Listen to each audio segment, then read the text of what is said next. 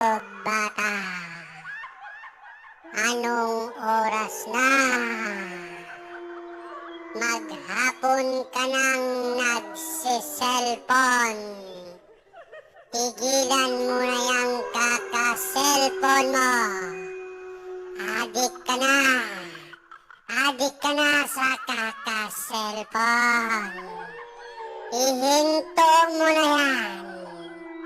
Bago pa ako mangain ng mga batang katulad mo. Hindi ka na natutulog sa tanghali.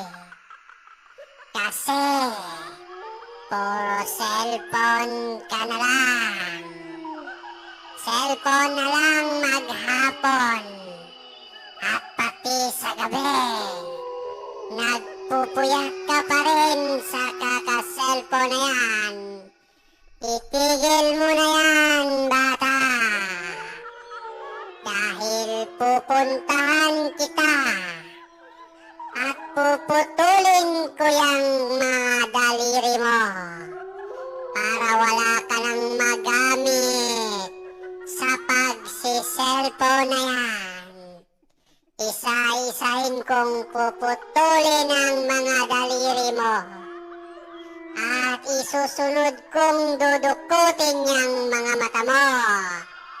Tignan natin kung makapag-cellphone ka pa. Dahil wala ka ng mga daliri. Wala ka na ring mga mata. Kaya bata, bago ko pa gawin sa'yo yan, itigil mo ng kaka-cellphone at matulog ka na. Itigil mo na yan, bata. Dahil pag hindi mo pa rin tinigil ang pagpupuyat, ay isa-isahin kong puputulin yung mga daliri mo. Kakagatin ko yan hanggang sa dumugo, hanggang sa maputol, at wala ka nang magagamit. Wala ka nang magagamit na daliri. Wala ka nang magagamit na panghawak ng cellphone. Kaya bata, itigil mo na yan. Dahil nagagalit ako. Ayaw na ayaw ko sa mga bata ang palaging nagsiselfon at nagpupuyat. Matulog ka na. Matulog ka na, bata. Huwag nang pasaway.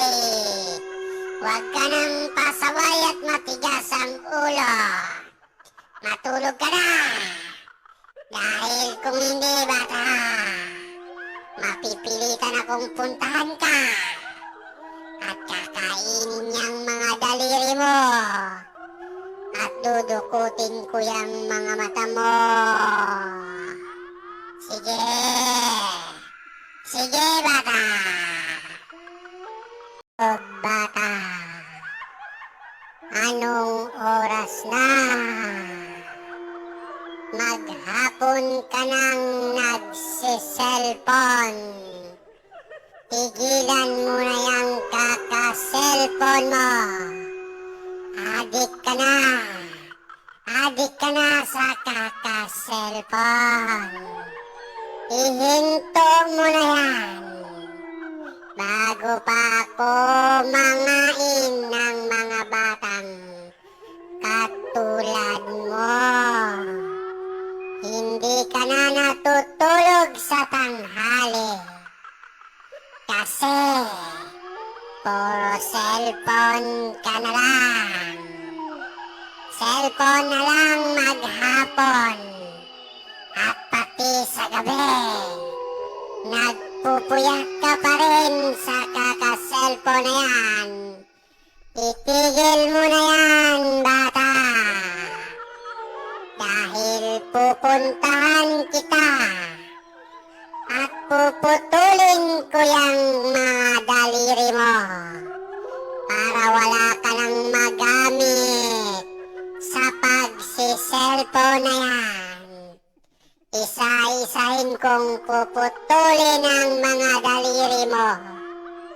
At isusunod kong dudukutin yung mga mata mo.